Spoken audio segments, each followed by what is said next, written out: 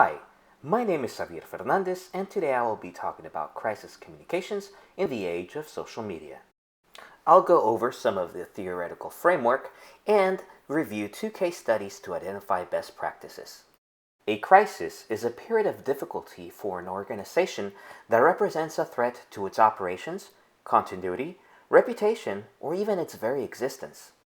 Today, we use social media as an umbrella term to identify all user-generated content such as wikis, blogs, podcasts, and social networking sites. A recent study found that not only does social media use increase during times of crisis, but the publics tend to attribute a higher level of credibility to social media content than those of traditional media. To underscore the prevalence of social media in our society today, please consider the following facts. Over 30% of all Americans get their news exclusively from Facebook, and every second, more than an hour of video content is added to YouTube. Before proceeding to the case studies, let's first go over some of the theoretical framework. We will briefly review Professor Timothy Coombs' modified crisis type model, as well as his situational crisis communications theory. We will go over some of his response strategies and touch upon how to deal with trolls and slacktivists. In the revised crisis type model, Professor Coombs identifies three types of crises. They are victim, accidental, and preventable, with each representing an increasing level of attribution of responsibility by stakeholders, and therefore a greater risk to the organization's reputation. The SCCT model also identifies four primary response strategy clusters.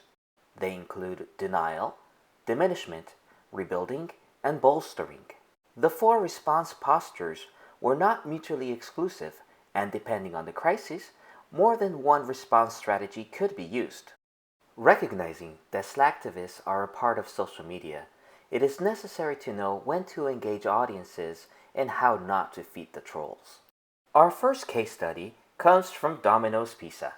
On April 12, 2009, Michael Setzer and Christy Hammond from Conover, North Carolina, uploaded a series of disgusting videos to YouTube where they are seen adulterating food intended for customers. The following are some of the video's lowlights, and viewer discretion is advised.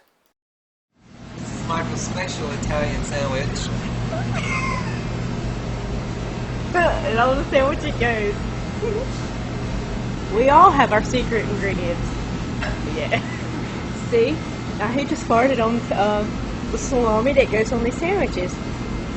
And in about 5 minutes they'll be sent out on delivery where somebody will be eating these. Yes, eating them. And little did they know that cheese was in his nose and that there was some lethal gas that ended up on their salami. Now that's how we roll at Domino's. Achoo! Cutting somebody's cheese stick. Stick That's at a big big one. That's right. Come to our store. We'll give you a lot of love. Our manager is unaware of what we are doing at the moment. She is back in the back, reading a newspaper, like always. While we're up here clowning around, putting snot in people's food. Now it's ready to be shipped to some unlucky customer. Yes. Well, now it's time to sign off. Goodbye. Within 2 days of being posted, the videos had been viewed over 1 million times, and it had been spread through other social media channels like Facebook and Twitter. The video's offensive content fueled anger and disgust in the blogosphere and social media. This heavily damaged Domino's Pizza's brand reputation, with its brand index measurement score dropping from 20 to -1 3 days after the event took place. Furthermore, its stock price decreased more than 10% in the first week following the crisis. Almost immediately, Domino's Pizza put out a holding statement recognizing the existence of the videos and apologizing for the actions of their two associates. It was soon followed by an apology YouTube video by Domino's Pizza USA president Patrick Doyle. In it, he distanced the company from the actions of the two perpetrators, calling it an isolated incident. He then outlined the company's response, which included firing those 2 associates, shutting down the store for a full sanitation, and reviewing the company's hiring practices to prevent similar events from occurring in the future. A Twitter and user sentiment analysis indicates that the number of tweets about Domino's Pizza increased 500% during this crisis period. It also displayed a decrease in the negative sentiment score following the CEO's apology video on YouTube. Overall, Domino's Pizza did a commendable job. Within the first hours of the crisis, it immediately initiated their crisis communications plan, provided a holding statement, and released an apology video from their president in less than 48 hours. Given the circumstances surrounding the crisis, the company's attribution of responsibility would be medium-low to low in the situational crisis communications theory model. Being a victim or accidental type crisis, Domino's successfully employed diminishment and rebuilding strategies, with most people placing the majority of the blame on the 2 perpetrators and not the company.